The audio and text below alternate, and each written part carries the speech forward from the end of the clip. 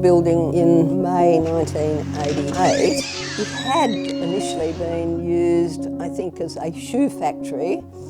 I had helped out on the campaigns the Greens were running from the offices they had at the top of King Street. And so we'd had that experience of being very crowded in that small space. When I think back to King Street and those narrow stairs that we used to walk up and down. It was 2002 that this move happened. When the opportunity to move into this space came up, I was very excited. I thought, wow, this is just amazing. It just seemed so sort of bourgeois compared to where we'd been, which says a lot about where we'd been. Like, I loved Eve Street as soon as I saw it, but working here, I've just appreciated it more and more. It's been really valuable.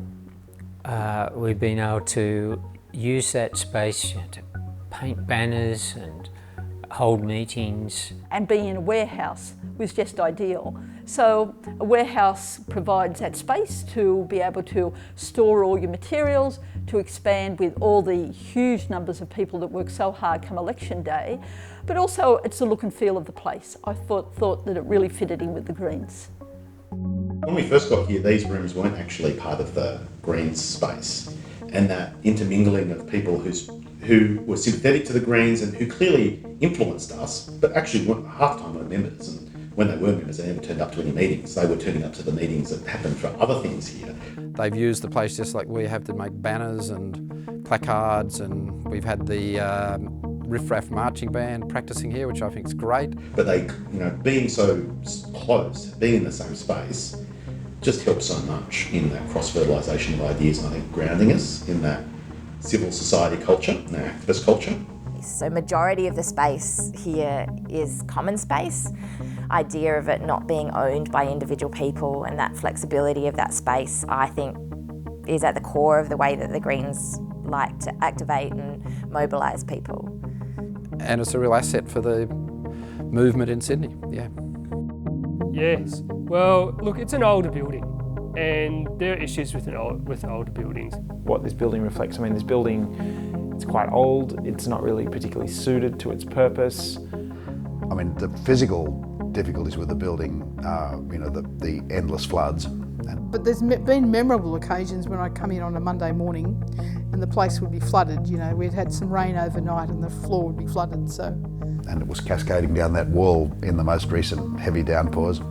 So it's all hands on deck to clean it up, yeah. So it's some memorable times, physically. Was riding to work on a Monday morning, came around the corner of Eve Street, approached and could smell this stench. And I was like, whoa, what is that? Is there a sewage pipe broken somewhere? And I was like, oh my God, that's like urine and faeces on the front of the building in a lovely sprayed on fashion. Got the fire hose out from in the dock area and just hosed it down, but it was just absolutely feral.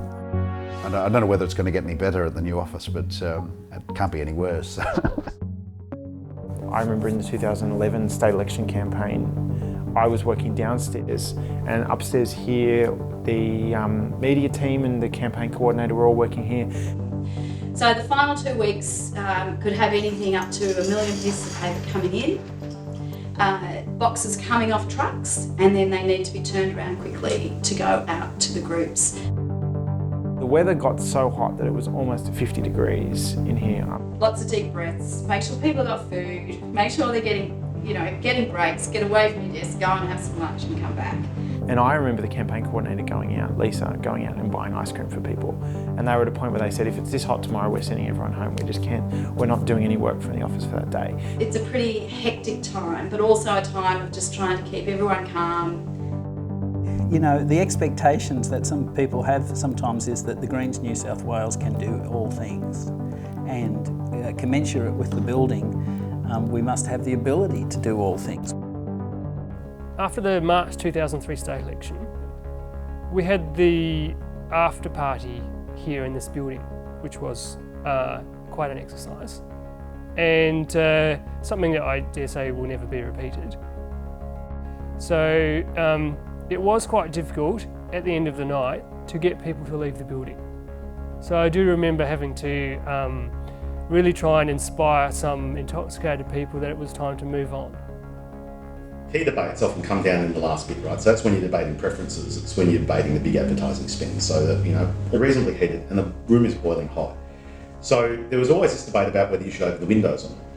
So you open the windows, it gets cool, but everyone outside can hear the debate. You know, it eventually get to a point where, you know, people are getting a little bit heated, and so you go, no, sorry, we're going to have to close the windows.